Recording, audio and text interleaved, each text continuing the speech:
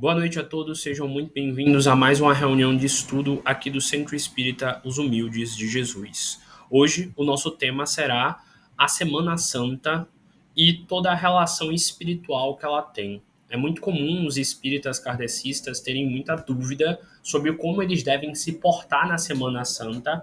Afinal, o kardecismo, mesmo tendo uma base cristã do cristianismo, é uma religião que tem um jeito diferente de lidar com essas datas católicas e tudo mais. Então, muita gente tem dúvida de como se relacionar com essa Semana Santa, e eu vou explicar hoje, historicamente, qual o sentido dela, para a gente conseguir entender melhor por que é importante vivenciar a Semana Santa, por que a gente tem que aprender coisas com essa tal Semana Santa, e o que é que ela tem de tão santa assim?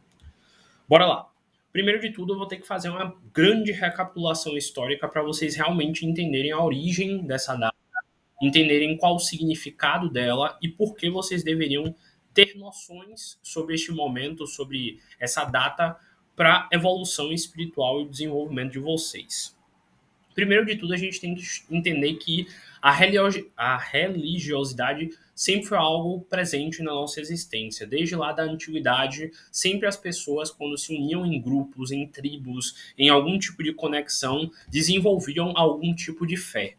E por desenvolver algum tipo de fé, eles passavam a ter algum tipo de culto a algum tipo de Deus. Como normalmente as pessoas tinham uma relação muito grande com a natureza, afinal elas viviam em florestas, em acampamentos, em grutas, perto de árvores, etc., geralmente os primeiros deuses eram associados a coisas da natureza. Por exemplo, o deus Sol, que na mitologia indígena era Tupã, ou então na egípcia era Ra, na nórdica era Balder, na grega era Apolo, e em cada uma tinha um nome diferente. Na japonesa era Tsukuyomi, ou então Amaterasu, não, era Amaterasu mesmo. E por aí vai. Então, sempre houve povos que tinham religiosidades e em cada local essa religiosidade era construída de uma forma diferente. Como a gente sabe, o cristianismo ele surgiu por aquela região da Roma, por aquela região ali do mundo onde se tinha uma fé muito grande na antiguidade nos deuses gregos. E também tinha-se também uma fé muito grande nos deuses pagãos. Então, tinha-se toda uma relação de devoção das pessoas com a religiosidade própria, devido às intensas trocas de conhecimentos que toda aquela região tinha com a espiritualidade. Nisso, existia, naquela época, uma coisa chamada a roda dos sabates, que eram períodos do ano específico que as pessoas se uniam para fazer festas religiosas. E essas festas religiosas estavam associadas normalmente a deuses da natureza, que eles cultuavam na época. Por exemplo, a Páscoa, originalmente a data da Páscoa, o domingo de Páscoa, era um dia de dedicação à deusa lá pagã da antiguidade, Ostara. E Ostara era uma deusa da fertilidade, era uma deusa da abundância, era uma deusa da natureza e era uma deusa ligada aos animais. Então, sempre que se tinha algum ritual de devoção a essa Ostara, de devoção a essa conexão com a natureza, era muito comum que, por exemplo, as pessoas caçassem. E, como naquela época era uma época meio que fria do ano, geralmente as caças estavam associadas a coisas que tinham ali alcance. Então, muitas das vezes, alguns dos tributos que eram dados a Ostara eram animais mortos, animais como o famoso coelho, entre outros tipos de lebre da natureza. Então, vocês já estão vendo aí, ó, Páscoa, coelhinho, pá. Outra coisa que era muito comum era a visão de que ovos era uma representação de fertilidade.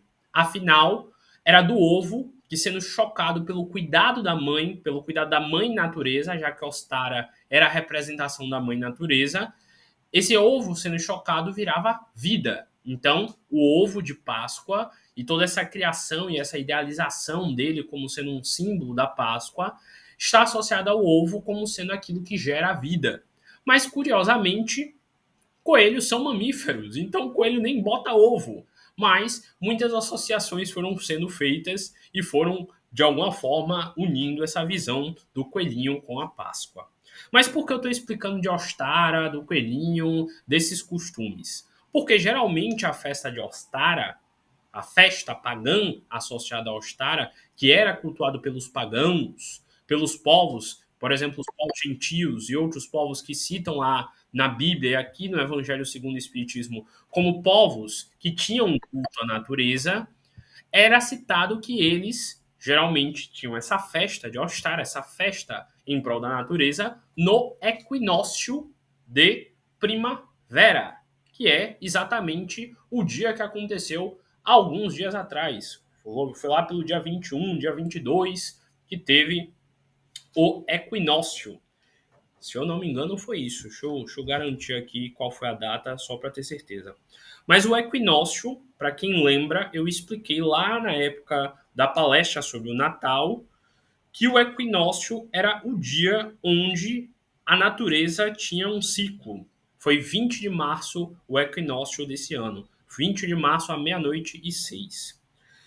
E eu expliquei a vocês o seguinte, que o equinócio de primavera, que está aqui nessa imagem que eu estou mostrando, era o dia exato onde a noite e o dia tinham a mesma quantidade de hora e onde começava a primavera. Lembram?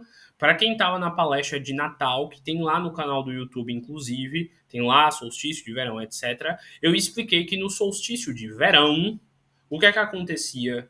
Existia um dia maior que a noite. E o dia tinha 14 horas e a noite 10 horas. E eu expliquei o quê? Que a partir do dia do solstício de verão, o dia ia ficar cada vez menor, ia ter cada vez menos luz e a gente ia se aproximar do equinócio de primavera. Equinócio vem de equidade. Então, no dia 20 de março, o dia teve exatamente 12 horas e a noite teve exatamente 12 horas. E a partir do dia do equinócio, que foi dia 20 de março, até o solstício de inverno, que vai ser lá mais ou menos pelo meio do São João, que lá no São João eu vou fazer a palestra explicando sobre, se alguém me lembrar, porque eu sou assim. No equinócio é o momento onde a primavera se inicia, porque o que é que acontece? Durante o período onde o Sol está por mais tempo ativo, as plantas fazem muito mais fotossíntese, elas ficam muito mais vívidas. E quando chega a primavera, tudo aquilo que a planta recebeu de energia, que trabalhou para gerar folhas, para ficar no auge dela, se transformam nas flores. Primavera.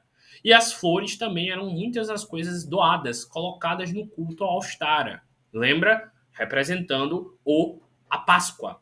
Então, a partir do dia da primavera, as flores ficavam cada vez mais belas, porque depois da primavera, as flores, que são fecundadas pelas abelhinhas, etc., vão se tornar os frutos, que serão comidos por nós lá no outono, depois do inverno.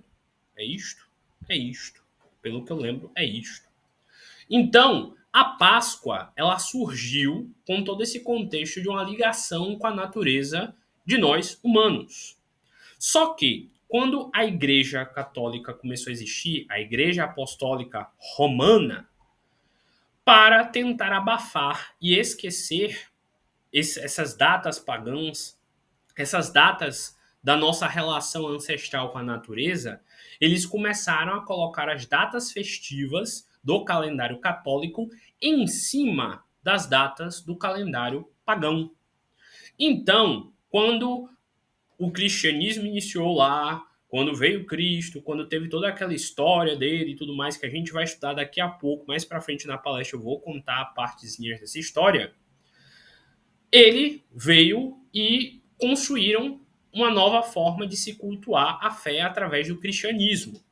E como a religião pagã, de certa forma, que era uma religião mais antiga, fazia frente ao cristianismo, porque muitos pagãos não queriam aprender e aceitar o cristianismo de jeito nenhum, a igreja começou a perseguir os pagãos, começou a perseguir as suas datas festivas e começou a abafar e esconder elas. Eu expliquei também isso lá na palestra de Páscoa, que de novo tem no canal do YouTube, ou na palestra do Natal que tem lá no YouTube. E eu expliquei que no dia das festas pagãs foram colocadas as datas festivas do cristianismo.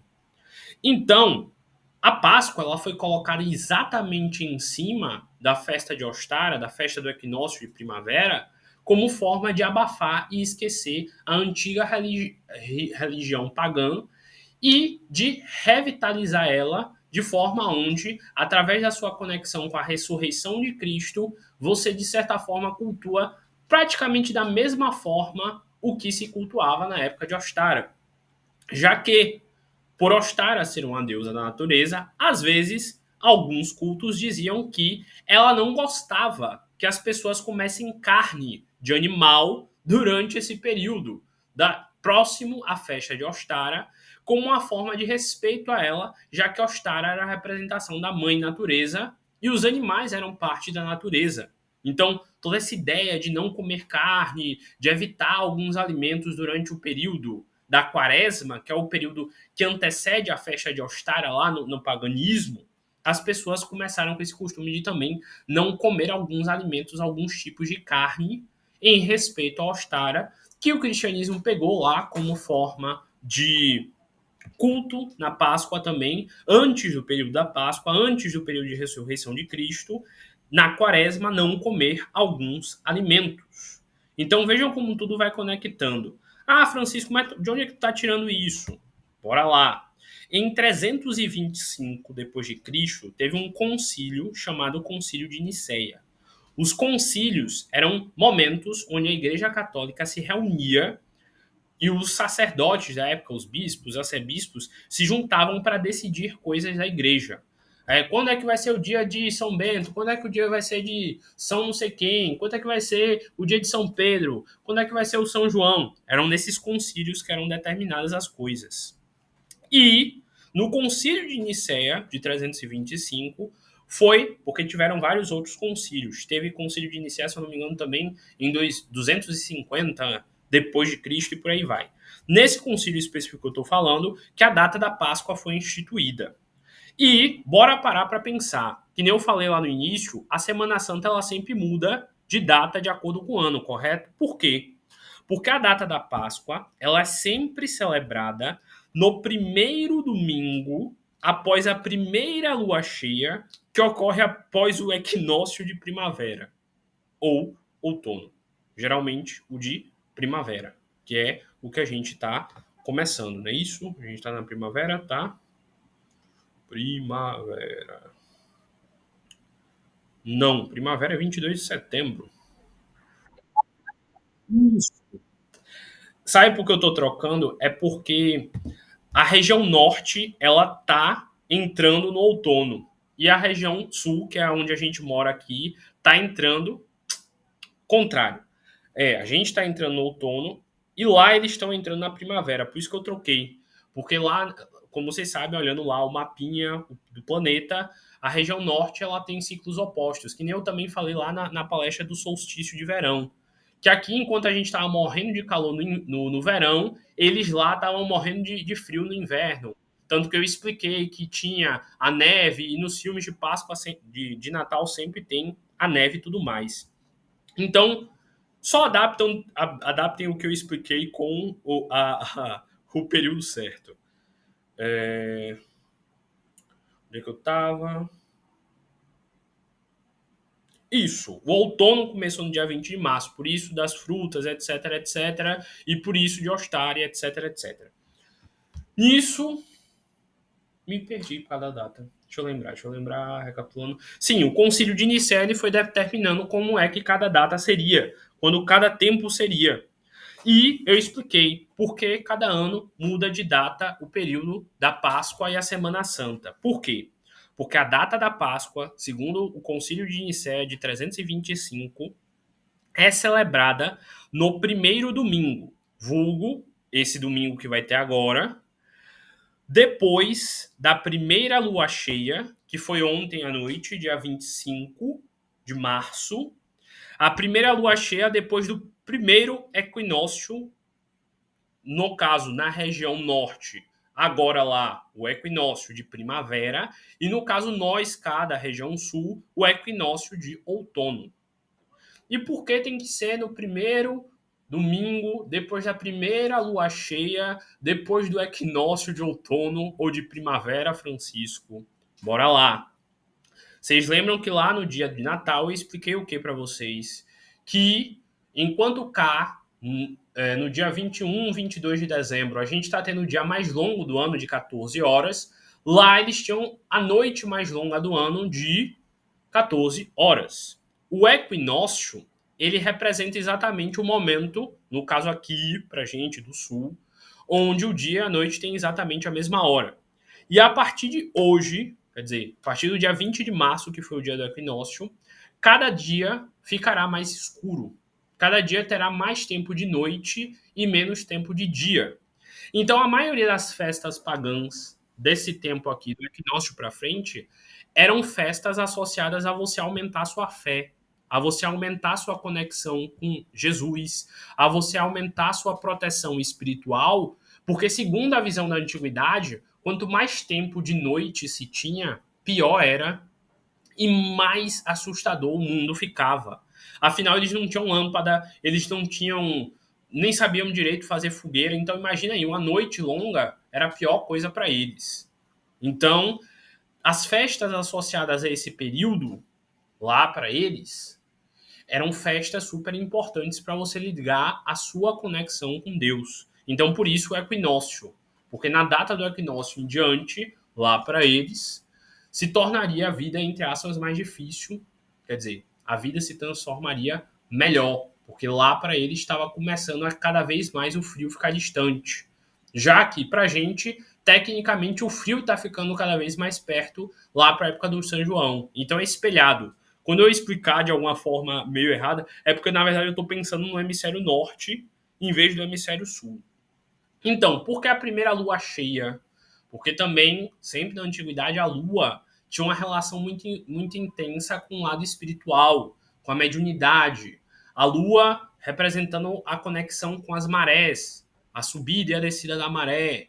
A lua também como o momento onde a nossa mediunidade, a nossa espiritualidade está mais intensa. Então, por isso que o domingo de Páscoa é o primeiro domingo após a primeira lua cheia, após o equinócio, ou de outono ou de inverno.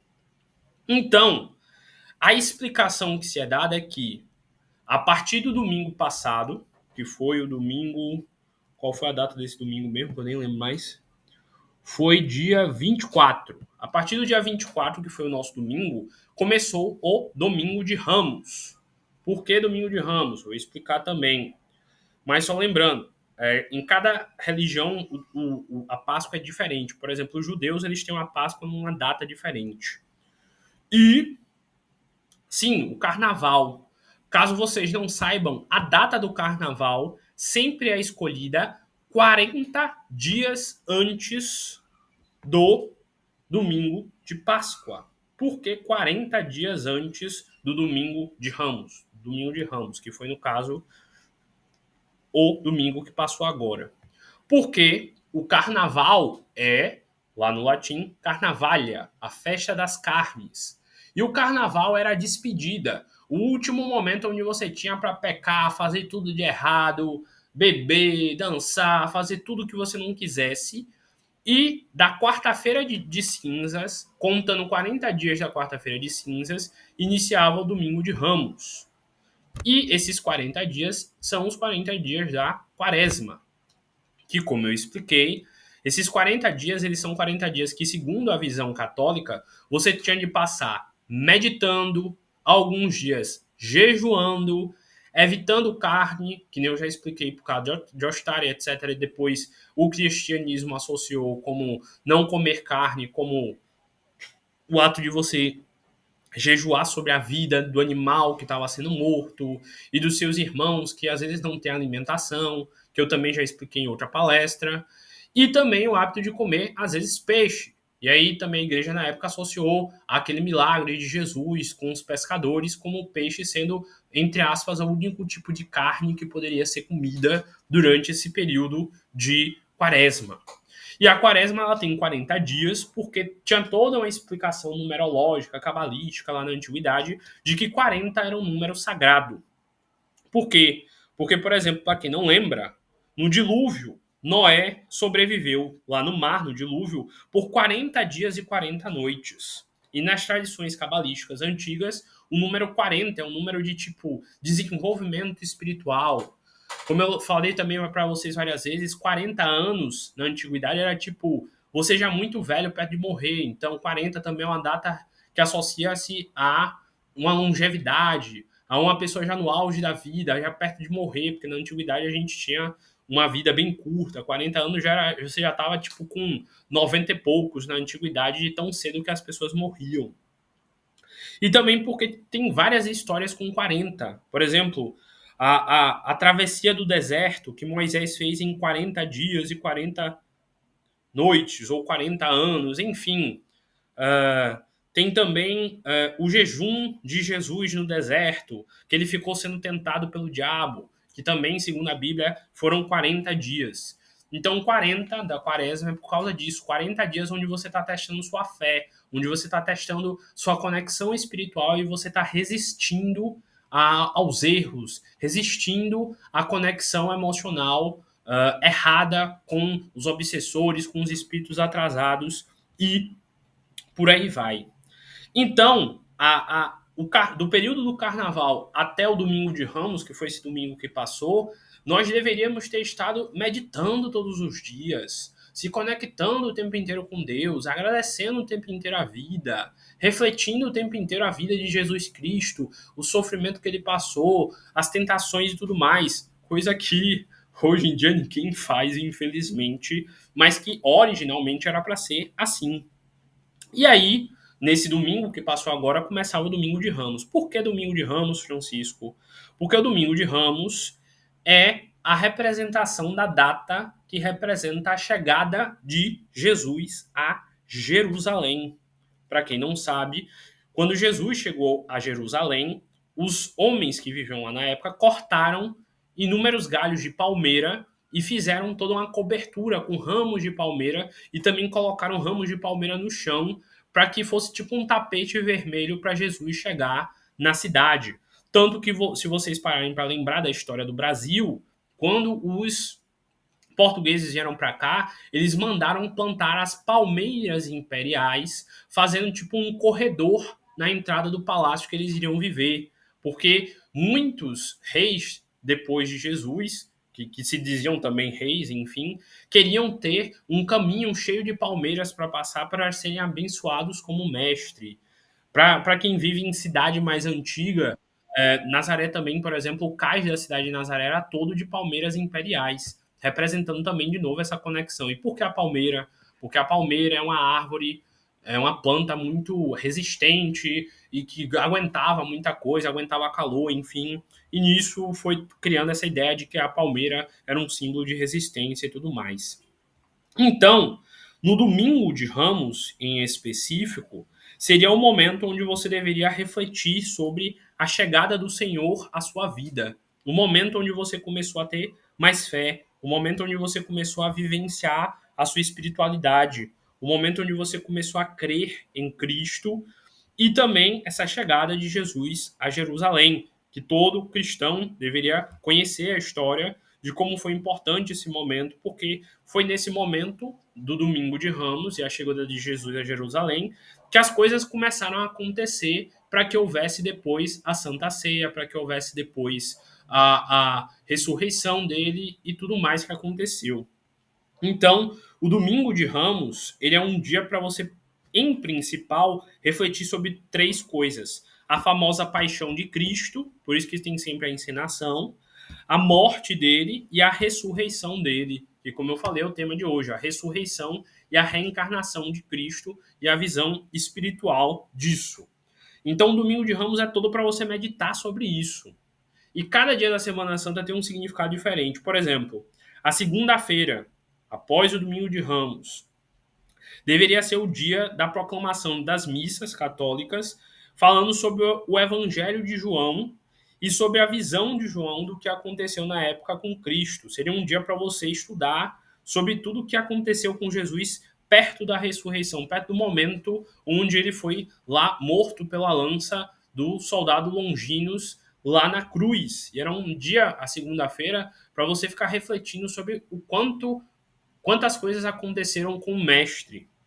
A terça-feira seria o dia para você refletir sobre a glorificação de Deus na sua vida. Seria um momento para você refletir sobre os momentos onde Jesus apontou que Pedro iria negar ele, apontou que alguém iria trair ele, e sobre toda a reflexão de Jesus. É um dia que alguns dizem que você deveria orar o Salmo 70, que você deveria refletir muito sobre a forma com que Jesus já sabia de tudo o que ia acontecer com ele e ainda assim não se afastou, não fugiu, permaneceu ali confiante no processo. Hoje, quarta-feira, que a gente. Hoje é quarta, não. Aí, eu tô todo perdido no tempo. Hoje é terça, Francisco. Então hoje que era o dia para a gente estar glorificando Deus. A gente está conectado com Ele, com a luz dele, fazendo isso tudo aqui que eu acabei de falar tão bonito. Amanhã seria o dia que muitas paróquias faziam a procissão, faziam não, fazem também, alguns ainda fazem, a procissão de encontro, que algumas cidadezinhas pequenas fazem, levando a imagem de Maria até a imagem de Cristo, representando o momento onde Maria encontra Jesus crucificado, pega o corpo dele, cuida e vai lá para colocar na gruta e tudo mais. A quinta-feira seria o dia dos óleos santos, que para quem não sabe, nas tradições pagãs, eles usavam muito óleos naturais, óleos de alecrim, óleos de não sei o quê, e eles usavam esses óleos para fazer seus rituais. E a Igreja Católica, obviamente, pegou e começou a fazer os rituais de unção, de passar o óleo sagrado na testa da pessoa, e etc, etc. Quinta-feira também era o dia para você refletir o lava-pés, que foi quando Jesus lavou o pé de seus discípulos, mostrando para eles sobre a humildade, etc, etc. Também é um dia onde se é muito trabalhada a questão da Eucaristia, do sacerdócio, enfim, todos esses costumes católicos que aqui, para o foco de hoje, não são tão importantes. E aí vem a Sexta-feira Santa, que é considerado um dos dias mais importantes, porque foi na Sexta-feira Santa que Jesus viveu o drama incomensurável do Calvário, que ele foi lá atacado, que ele falou, Pai, perdoa, eles não sabem o que fazem, que ele tomou chicoteado e tudo mais.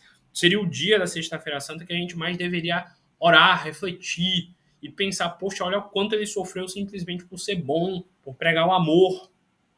E aí continua, é o dia da vigília pascal, que é a vigília de você começar a se preparar para o sábado de reflexão, depois da sexta-feira, no caso.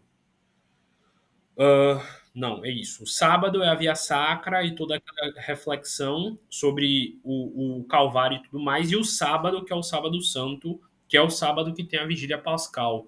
Porque o sábado, tecnicamente, seria um dia para você só ficar quieto, sozinho, meditando e pensando, poxa, como é que fizeram isso com Jesus? Como é que deixaram um espírito tão evoluído sofrer tanto daquela forma? E aí seria a vigília pascal. É também no sábado que tem a bênção do fogo, que é quando algumas igrejas acendem fogueiras na frente da igreja para poder representar a vitalidade, a energia que estava voltando a Cristo para sua ressurreição no domingo. Tanto que muitas religiões pagãs tinham rituais com o elemento fogo para a pessoa voltar a ter energia, vitalidade, confiança própria.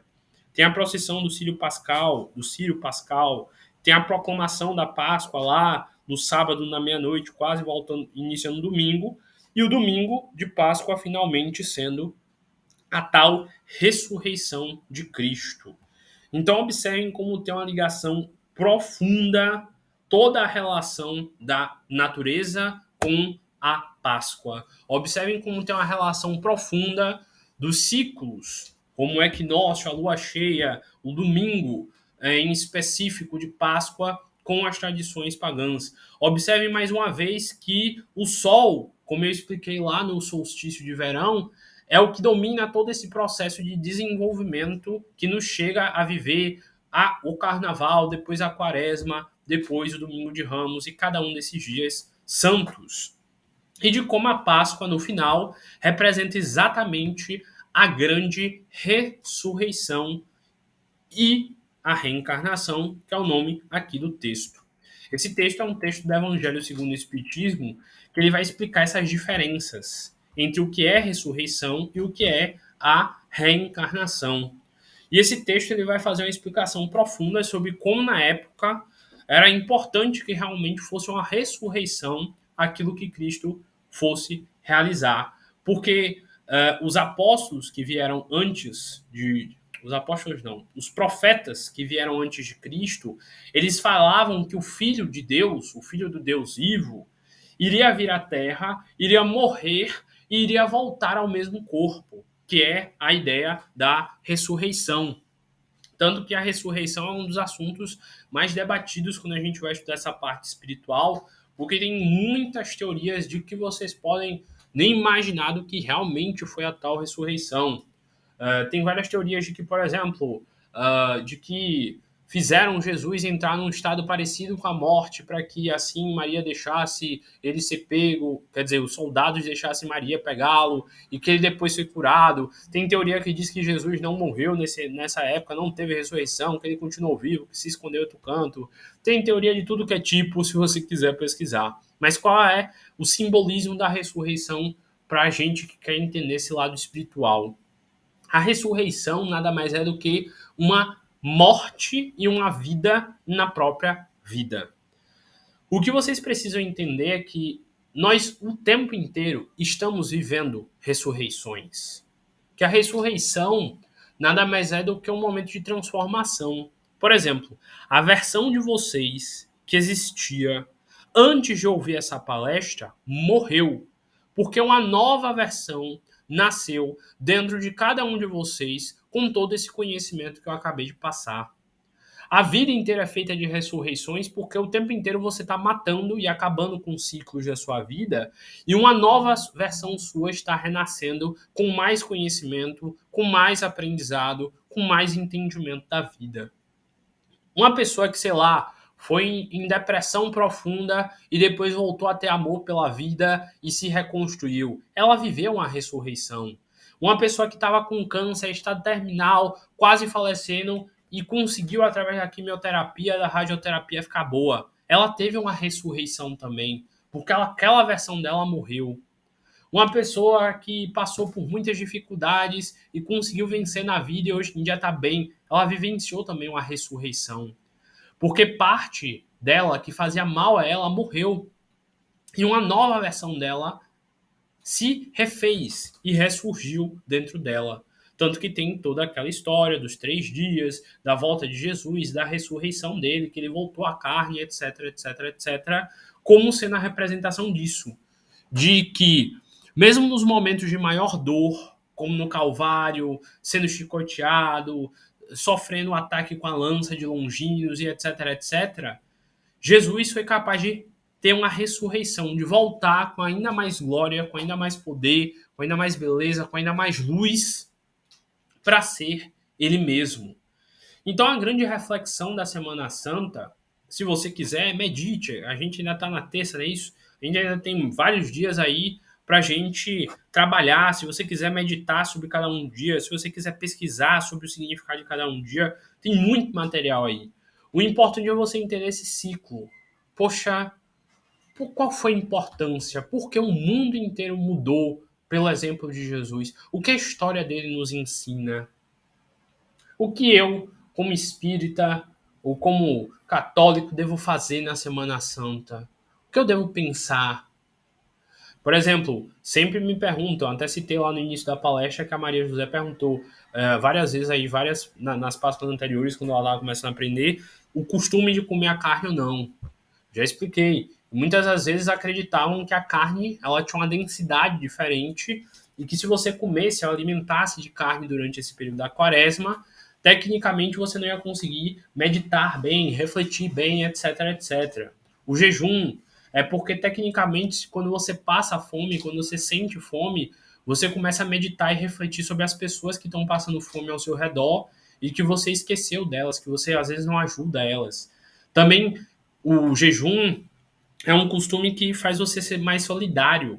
Se todo mundo de uma igreja tivesse jejuando, provavelmente essas pessoas iriam pensar mais sobre a fome e iriam querer ajudar mais aqueles que estão necessitando. Então, quando foi instituído lá atrás essas coisas, tinha-se um significado. Só que com o passar do tempo, pela falta de estudo, as pessoas deixaram de entender, por que eu não só posso comer peixe na quaresma? Não tem sentido, né? Eu não vou seguir isso, não. É o que muita gente diz.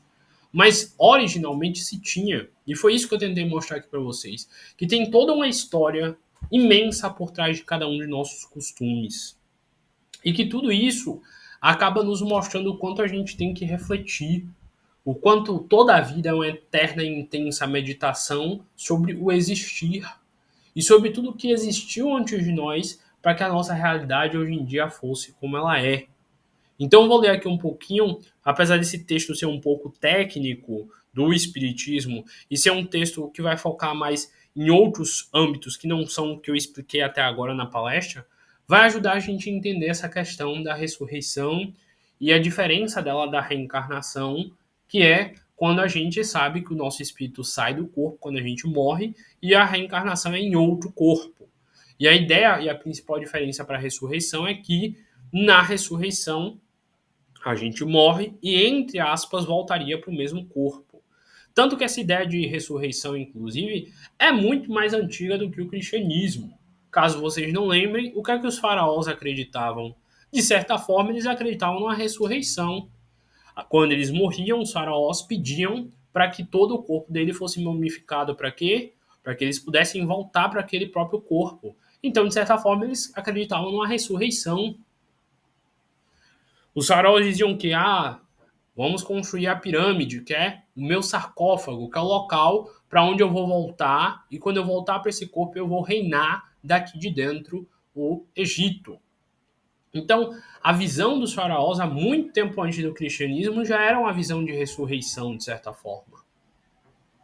Tinha todo o processo de mumificação, todos os órgãos eram retirados, a parte do cérebro é colocada geralmente na região do abdômen, para que durante o sepultamento não saia a gosminha do, do cérebro pelo nariz e pela boca, enfim, todos os costumes ritualísticos de mumificação tem também uma explicação.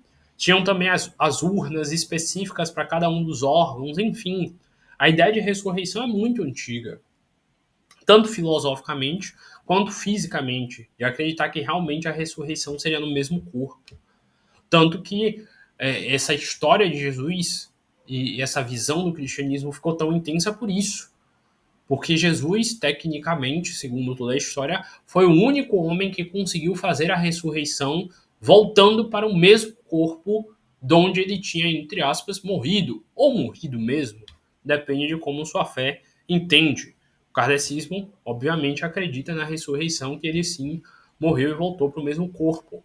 Mas, por exemplo, eu já li livros espíritas que diziam que Jesus, de fato, nunca esteve encarnado, que ele vivia numa clâmide semi-materializada, que é como o livro dizia. Dizia que Jesus ele estava aqui em espírito, mas ao mesmo tempo ele estava com um espírito condensado. Então, tem várias versões e várias interpretações disso, mas no final o que sempre nos ensina é sobre a importância da gente se refazer e da gente se recriar dentro da nossa própria mente, dentro do nosso próprio espírito.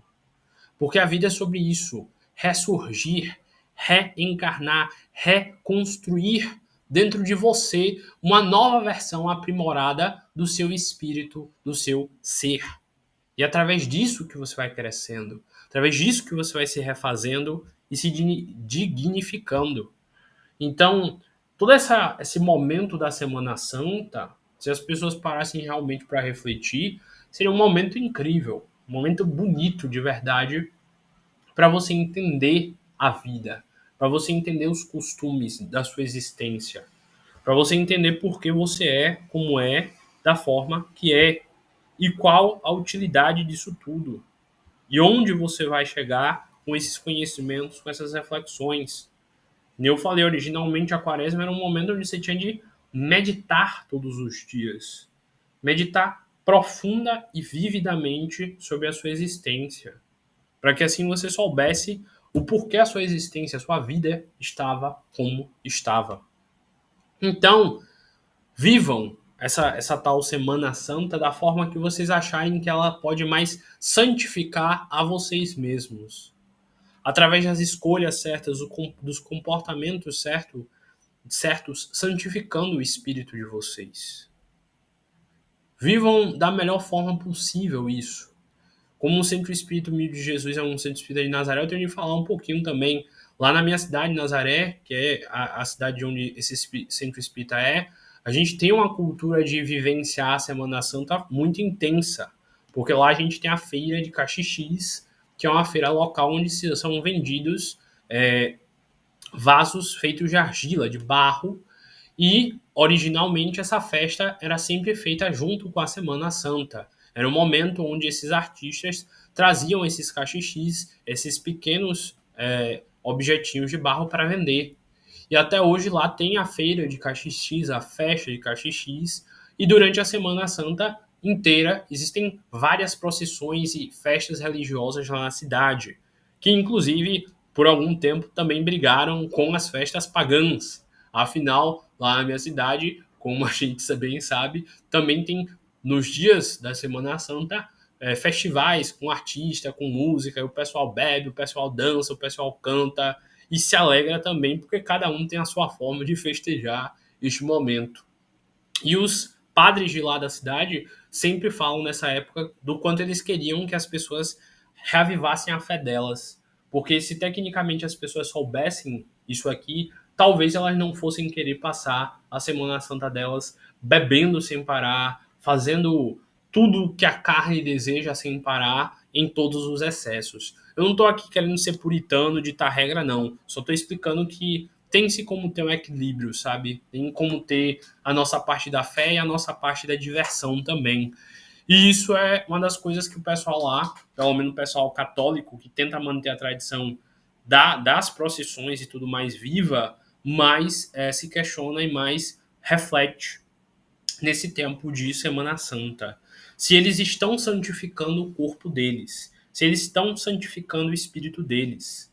Um texto que explica muito bem isso aqui no Kardecismo, para quem quiser ler, é o texto lá que fala sobre a parábola do festim de bodas, que é um texto bem parecido com essa ideia da Semana Santa. Tem uma festa no reino dos céus, e que para entrar nessa festa você tinha de ter a túnica nupcial. Túnica é a roupa, e nupcial já expliquei para vocês que era de tipo a festa especial, a núpcia, um momento de laço, um momento de conexão, de contrato com Deus. E a túnica nupcial é explicada nesse texto, que é o nosso espírito. Que quanto mais coisas boas a gente faz, mais o nosso espírito fica límpido, branco, alvo, elevado, brilhante, espiritualmente transformador. E quanto mais a gente erra, quanto mais a gente mente, quanto mais a gente se deixa levar pelo ego, pela arrogância, pela prepotência, mais a gente suja essa túnica nupcial com borrões negros, densos, avermelhados, obscuros, que impedem ao nosso espírito de evoluir. Então a Semana Santa seria a semana que deveria nos fazer refletir sobre toda essa parte de como a nossa túnica nupcial está, como o seu espírito está. Você sente que seu espírito está límpido hoje? Você sente que seu espírito emite boas energias ao seu redor o tempo todo? Você sente que a sua mente ela é purificada e santificada? Você sente que você é uma pessoa verdadeira, amorosa, sincera, bondosa a todo instante? Você sente que você está tentando ser a imagem e a semelhança de Deus? Você sente que você hoje em dia já segue verdadeiramente o que Cristo ensinou? A Semana Santa, então, era para isso. Ela foi feita para isso. A Páscoa também. Seria um momento onde, entre aspas, você se renovaria como ser e você teria a sua ressurreição espiritual. Se você seguisse direitinho a quaresma, seguisse direitinho a Semana Santa, seria tecnicamente no domingo da Semana Santa, no domingo de Páscoa, que essa nova versão sua renasceria. Que você também passaria por uma ressurreição, porque uma nova versão sua passaria a existir daquele dia em diante. E eu tenho certeza que se um dia nós conseguirmos vivenciar verdadeiramente a nossa fé com equilíbrio, entendendo e aceitando também as pessoas mundanas e as suas necessidades, que ainda elas precisam daquilo, eu tenho certeza que a gente iria poder aprender muito com esses momentos festivos e espiritualistas e poderíamos entender muito a nossa existência. Eu espero que vocês pesquisem muito sobre tudo isso que eu citei, todas essas coisas que eu falei durante essa palestra, que vocês reflitam sobre isso e que vocês fortifiquem em sua mente essa percepção do que é a sua ressurreição. Será que até domingo você consegue fazer uma ressurreição sua e determinar que tipo de nova pessoa você vai ser durante esse ano todo?